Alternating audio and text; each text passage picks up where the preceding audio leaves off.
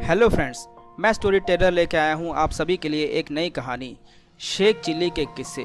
कहानी पर बढ़ने से पहले आप सभी से रिक्वेस्ट है कि अगर आपने मेरा चैनल सब्सक्राइब नहीं किया है तो प्लीज़ मेरा चैनल सब्सक्राइब करें और साथ में बेल आइकन है उसे ज़रूर दबाएं ताकि जब भी मैं कोई नई कहानी लेकर आऊँ उसका नोटिफिकेशन आपको मिलता रहे। आइए कहानी की तरफ बढ़ते हैं। शेख चिल्ली के बारे में कौन नहीं जानता, उसकी मूर्खता पर तो हर किसी की हंसी निकल जाती है। इसलिए आज उसके एक मूर्खता यानी हंसी के पिटारे को आपके सामने प्रस्तुत करने जा रहा हूँ। शेख चिल्ली के पिता श्री दयाराम जो काफी बुद्धिमान व्यक्ति थे, लेकिन उनका पुत्र उनसे बिल्कुल विपरीत एकदम मूर्ख था। श्री दयाराम की मृत्यु हो जाती है तब गांव के कुछ लोग और घर के सदस्यों के कहने पर पिता का श्राद्ध कराने शेख चिल्ली हरिद्वार चला गया। अपने साथ अपनी पत्नी को भी ले गया था। स्टेशन से उतरते ही कुछ पंडितों ने उनको घेर लिया। किसी एक पंडित के साथ वो लोग चल देते हैं। पंडित जी उन दोनों को सभी सामग्री और श्राद्ध का समय उन्हें बता देते हैं। एक निश्चित स्थान जहां उन्हें कल आना था ठीक से बता देते हैं। शेख चिल्ली और उसकी पत्नी वहां से चले जाते हैं और अपने रहने का इंतजाम एक धर्मशाला में करते हैं। अगली सुबह शेख चिल्ली अकेले ही निश्चित स्थान पर ठीक समय पर पहुंच गया। उसकी पत्नी किसी कारणवश धर्मशाला में ही रुक जाती है। पंडित जी ने शेख चिल्ली से पूछा, सब सामग्री ले आए ना? हाँ पंडित जी, शेख चिल्ली ने कहा। पंडित जी ने श्राद्ध की विधि को शुरू किया। थोड़ी देर बाद पंडित जी ने शेख चिल्ली से कहा, अब मैं जैसा बोलूं आपको वैसा ही बोलना है। शेख चिल्ली ने कहा, ठीक है पंडित जी। पंडित जी बोले, तमिज्ज्वलम तस्मै स्वथा। शेख चिल्ली बोला, तमिज्ज्वलम तस्मै स्वथा। पंडित जी बोले, हाथ में थोड़ा सा जल लो। शेख चिल्ली बोला, हाथ में थोड़ा सा जल लो। इस पर पंडित जी बोले, मैं नहीं तुम लो। शेख चिल्ली बोला, मैं नहीं तुम लो।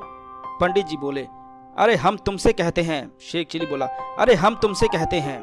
पंडित जी गुस्से में बोले, श्राद्ध करवाना है या नहीं? शेख चिल्ली भी उतने ही गुस्से में बोला, श्राद्ध करवाना है या नहीं? पंडित जी बोले, श्राद्ध दयाराम का। शेख चिल्ली बोला, श्राद्ध दयाराम का। पंडित जी गुस्से से लाल होकर बोले, तो बैठो फिर। शेख चिल्ली उतने ही गुस्से में बोला, तो बैठो फिर। पंडित जी फिर बोले, हाथ में थोड़ा सा जल लेकर आचमन करो। शेख चिल्ली बोला, हाथ में जल लेकर थोड़ा सा आचमन करो। पंडित जी बोले, मैं नहीं तुम करो। शेख चिल्ली बोला, मैं नहीं तुम करो। फिर पंडित जी बोले, अरे फिर वही बात। शेख चिल्ली बोला, अरे फिर वही बात। भाई अब पंडित जी का गुस्सा तो सातवें आसमान पर था। वे पूरे गुस्से में शेख चिल्ली को एक थप्पड़ मार देते हैं। शेख चिल्ली को लगा कि यह भी पूजा की ही कोई विधि है, तो उसने भी उसी तरह उतना ही गुस्सा करते हुए पंडित जी को एक थप्पड़ दे मारा। इतने लोगों के बीच जब पंडित जी को थप्पड़ पड़ा तो वो अपना आपा खो देते हैं और फिर उसके बाद एक दूसरे के साथ गुत्थम गुत्थी होने लगे।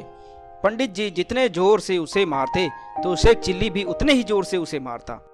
पंडित जी शेख चिल्ली को जहाँ पर जितना जोर से मारते, शेख चिल्ली भी पंडित जी को उतनी ही जोर से वहीं पर मारता।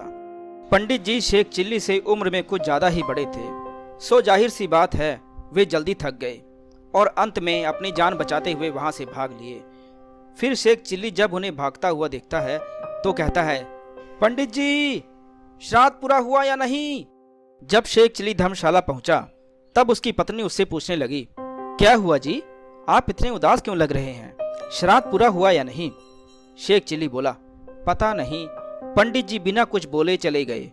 मैं तो उन्हें दक्षिणा भी नहीं दे पाया। तुम उनके पास जाकर दक्षिणा दे सकती हो तो चली जाओ। मैं श्राद्ध करके बहुत थक गया हूँ, आह कराहते हुए उसने कहा। तब शेख चिल्ली की पत्नी ने कहा, ठीक है मैं जाकर दे आती हूँ। जब वो पंडित जी के पास पहुंची तब पंडित जी पहले ही जले भुने बैठे थे। पहले तो उन्होंने दक्षिणा रख ली और उसके बाद शेख चिल्ली का सारा गुस्सा पत्नी पर निकाल दिए। जब पत्नी घर पहुंची तो शेख चिल्ली से कहने लगी, श्राद्ध करना कितना आसान है पर उसकी दक्षिणा देना उतना ही मुश्किल। पत्नी की बात सुनकर शेख चिल्ली ने कहा, अब तुम्हें क्या हुआ?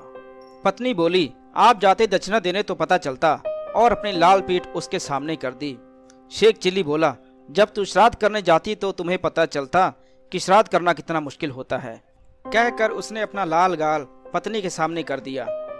तो फ्रेंड्स, आपको ये कहानी कैसी लगी प्लीज़ कमेंट में ज़रूर बताएं, और अगर आपके पास भी कोई अच्छी कहानी है तो प्लीज़ मुझे ज़रूर भेजें। मैं स्टोरी टेलर उसे अपने चैनल पर जरूर सुनाऊंगा। हंसते रहिए, मुस्कुराते रहिए और स्टोरी टेलर की कहानियाँ यूं ही सुनते रहिए।